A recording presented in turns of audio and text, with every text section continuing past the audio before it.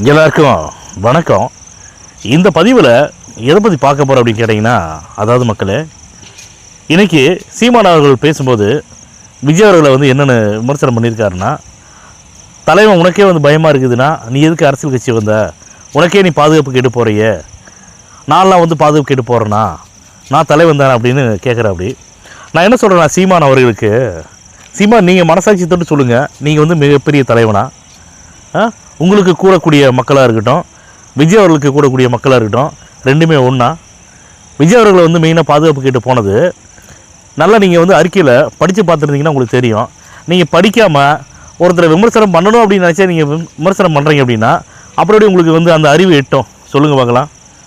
விஜய் அவர்கள் தெளிவாக தேர்தல் ஆணையத்தில் புகார் கொடுத்துருக்காங்க. எங்களுக்கு நாங்கள் வரக்கூடிய வழிகள் எல்லாமே பார்த்திங்கன்னா தானாக வரக்கூடிய மக்கள் நிறைய பேர் வந்துடுறாங்க.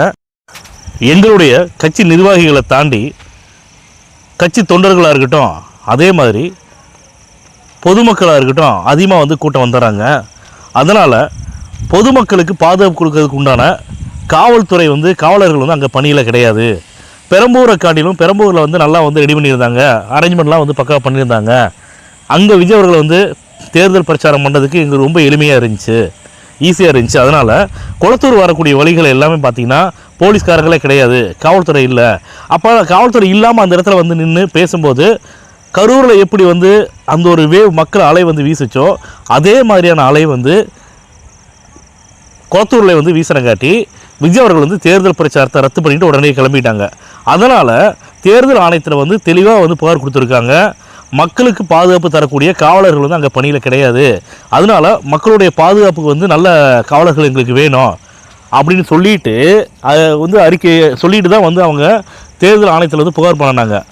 இதை கூட சரியாக படித்து பார்க்காத திரு சீமான் அவர்களே, நீங்கள் என்னமோ உங்கள் இந்த தமிழ்நாட்டில் இருக்கக்கூடிய அரசியல் கட்சி தலைவர்கள் எல்லாத்தையும் விட சீமான் பெரிய தலைவராகவும் அவர் தான் இந்த தமிழ்நாட்டை காப்பாற்றுற மாதிரியும் சும்மா வீரியம் பேசிக்கிட்டு வாய்ச்சவடால் பேசிக்கிட்டு இந்த கூட இருக்கிற அல்லக்கை நாய்களில் இவன் இந்த சாட்டை துறைமுருகன், இந்த இடுமாவன கார்த்தி, இவங்கெல்லாம் வச்சுக்கிட்டு சும்மா சீன் போட்டுட்டு திமுகட்டை சரி அதிமுகட்டை சரி பிஜேபிட்டே அவர் தான் பணம் வாங்குறதா சொல்கிறாங்க.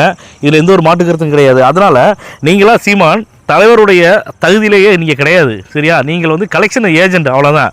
உங்களை கலெக்ஷன் ஏஜென்ட் தான் எல்லாம் கூப்பிட்றாங்களே தவிர, ஐயோ சீமான் மிகப்பெரிய கட்சி தலைவர்லாம் உங்களை கூப்பிடல. நீங்கள் விஜய் அவர்களோட தயவு செஞ்சு ஒப்பிட்டு பேசாதீங்க, சரிங்களா? விஜய் அவர்களுக்கு தமிழக மக்களுடைய பேராதரவு அதிகமாக இருக்குது. திமுகவும் அதிமுகவும் இந்த கட்சி இரு கட்சியிலுமே வேண்டாம். இது வரைக்கும் ரெண்டு கட்சியுமே மக்களுடைய வரி பணத்தை கொள்ளையடிச்சலாம் போதும். தளபதி விஜய் அவர்களை முதலமைச்சராக தேர்ந்தெடுப்போன்னு மக்கள் முடிவு பண்ணிட்டாங்க.